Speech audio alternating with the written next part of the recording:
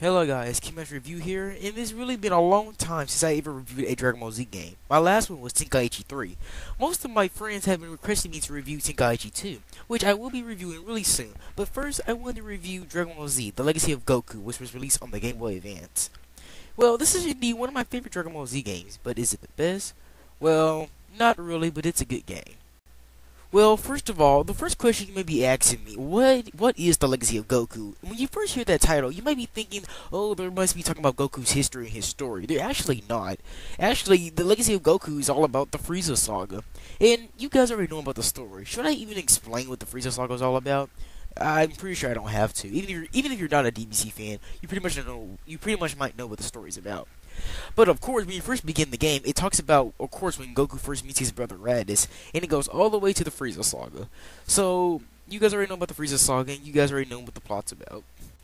Graphics, otherwise, the graphics on the Game Boy Advance are really not that bad. I think they really concentrate really good on the graphics. Everything looks presentable. The trees, the city, the ground, everything looks good. And as for the sprites, well, the sprites are just little mushkins of the DBZ characters. Goku looks presentable. I could recognize Goku, Gohan, Krillin, Piccolo, Vegeta, Raditz, even Frieza himself. Everyone looks presentable, and I know who they are. The sprites might be a little embarrassing if you guys are like, ugh, these are not that good, but they're really not that half bad. So I like the sprites, and I do love the graphics, so they're not that bad. Okay, with that aside, the gameplay. Well, the first thing I want to say, and you guys are pretty much going to be upset about it, but I guess I see why they call it the Legacy of Goku, because Goku is the only playable character throughout the whole game. Yes, you guys have to play as Goku in the beginning when Goku first meets Raditz all the way to the Frieza Saga. Now, don't get me wrong, I like Goku. He is indeed my second favorite DBZ character in the whole series. But still, that doesn't mean that I want to play as him all the time. You have to play as Goku, and that's the only character you can play as. I mean, it's like if a Mortal Kombat game got released and they said Liu Kang was the only playable character. Hey, why can't I play as Scorpion, Sub-Zero, Johnny Cage, Raiden, and and the other Mortal Kombat characters? But come on, in DBZ there are a lot of people who are a fan of Trunks, Vegeta, Piccolo, and all the other DBZ characters. But in this one, it's just Goku. Don't get me wrong, Goku's still a cool character. I wouldn't count this off for a review, but you know what I mean. Now, gameplay, now let me continue. Well, you press the A button to punch, of course. You press the B button to activate, Goku's blast and everything. And I'm pretty sure you press the R button to fly. Now, there's a little problem with this, though. Well, the B button's for blasting your blast and everything. But it's like a good game like Dragonballz Budokai or Tenkaichi. You can hold the trigger and you can make them charge their blasts so they can get ready to blast more Kais and stuff. In this one, you have to wait until it charges all by itself, and it charges very slow.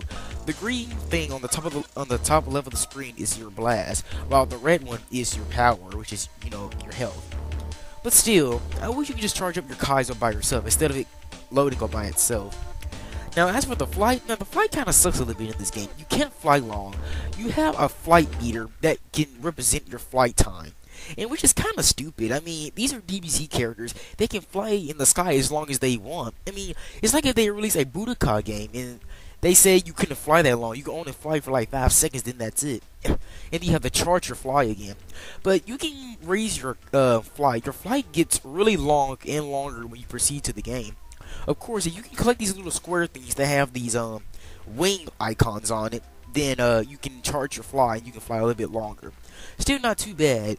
The main enemies in the game, like when you wander around and explore, they're kind of strong. I mean, they're very strong. So mostly, I have to use my Kai mostly every time to kill them. Goku can punch, but these enemies can make Goku's health bar go very down, and he can die with that. Plus, when he dies, when you die, it shows a icon. I mean, it shows a screenshot of Goku and his wings, and he waves goodbye. Kind of sad when I first saw that, but still, it was pretty good to see a screenshot.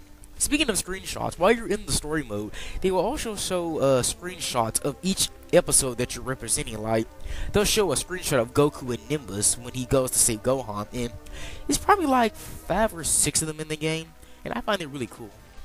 But in the end of the game of Dragonballz The Legacy of Goku, of course you guys know when Goku kills Frieza, the ending is really good. I mean, when I saw the ending, I thought they were just going to show like a screenshot of Goku screaming, while Namek's about to explode. But no, they show a scene from that episode and they put it in the Game Boy Advance and they show the scene.